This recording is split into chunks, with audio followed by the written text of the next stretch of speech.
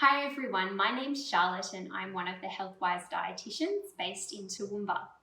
And today I'm going to be talking about a few tips and things to consider as we're going through the flood and fire season.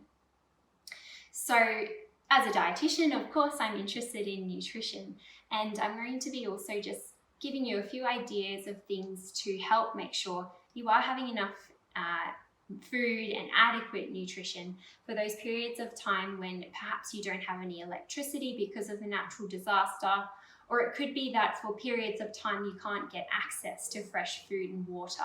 So 4 simple tips. So number 1 is making sure that you do have enough water stocked up in your house. So fresh filtered water. And that's because you really don't want to go relying on the tap water if there is a flood, because it could be contaminated.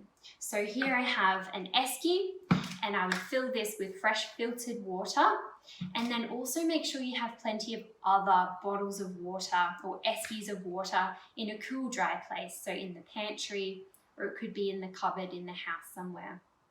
But really, really important. Now, tip number 2 is try and see if you can get hold of a gas cooktop or a camp cooktop, just something that's not going to require electricity, so that you're still able to have a cooked meal if it is days on end without electricity. So here I have just a simple gas cooktop and fitted with a small gas bottle there, and it's super helpful because it's able to fit neatly under the bench, and many cooktops, like pots and pans, can cook on it as well. Now, tip number 3 goes hand in hand with tip 2. Make sure you have some matches. So if you don't have a match, there's not really any point in having a gas cooktop.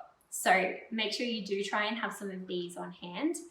They'll also be super useful for if you do have a blackout, lighting candles and things like that.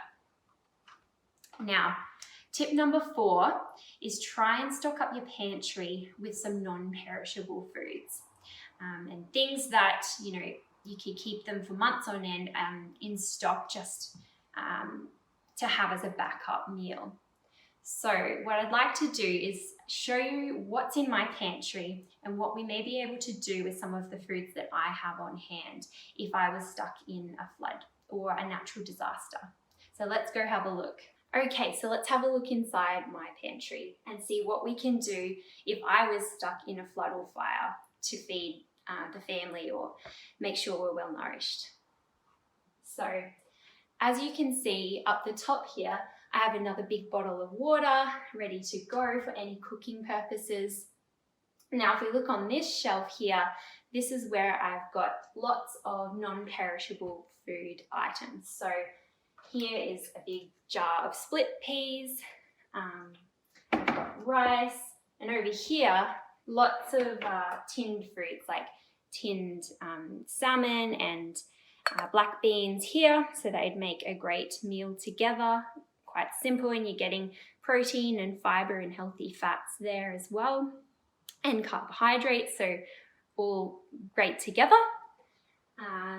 Now if we look further back, I've got some tinned tomato, I've got tinned other vegetables, peas and carrots,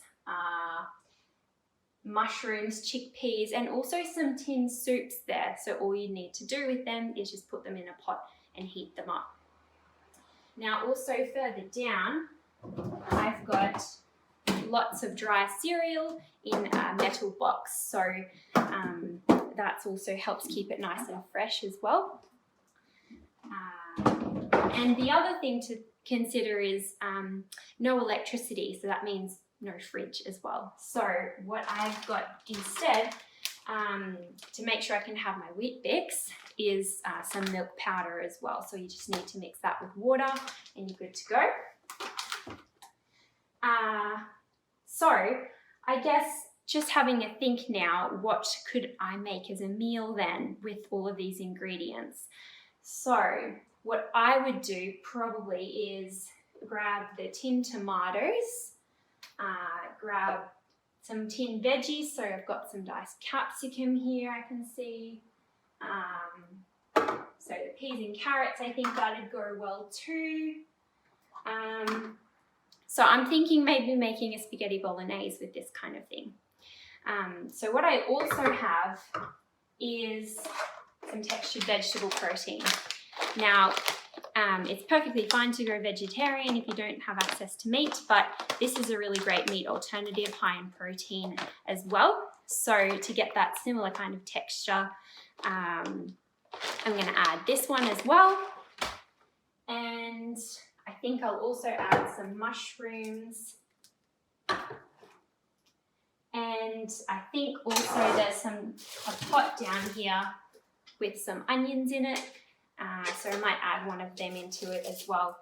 And really what we have over here is just 6 simple ingredients, and we're pretty much good to go and make our spaghetti bolognese.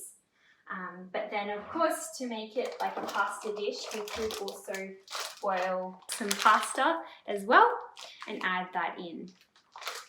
So you can see just making sure that you've got a few of those non-perishable foods can be really helpful in being able to pull together those meals when you really, really least expect one of those natural disasters to occur. So I hope you found this helpful and just some things to consider as we're in this flood and fire season.